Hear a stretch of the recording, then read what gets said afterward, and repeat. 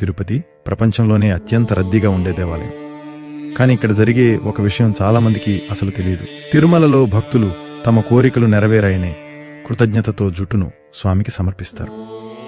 ఇది శతాబ్దాలుగా కొనసాగుతున్న సంప్రదాయం. ప్రతిరోజు వేల మంది భక్తుల జుట్టు తిరుమల కళ్యాణకట్టలో సేకరించబడుతుంది.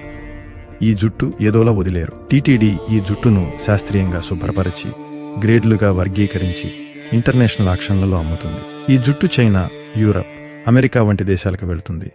విగ్స్, హెయిర్ ఎక్స్టెన్షన్స్ తయారీలో ప్రపంచవ్యాప్తంగా వాడబడుతుంది. ఒకే ఏడాదిలో ఈ జుట్టు ద్వారా 100 కోట్ల రూపాయల ఆదాయం వస్తుంది. ఈ డబ్బు వ్యక్తుల జేబుల్లోకి వెళ్లదు. అన్నదానం, ఆసుపత్రులు, విద్యాసంస్థలు, వృద్ధాశ్రమాలు, ఆలయ నిర్వహణకు ఉపయోగిస్తారు. అంటే భక్తుల భక్తి లక్షల మందికి భోజనం, వైద్యం, విద్యగా మారుతుంది. ఇప్పుడు ఒక ప్రశ్న, భక్తి అంటే కేవలం నమ్మకమా?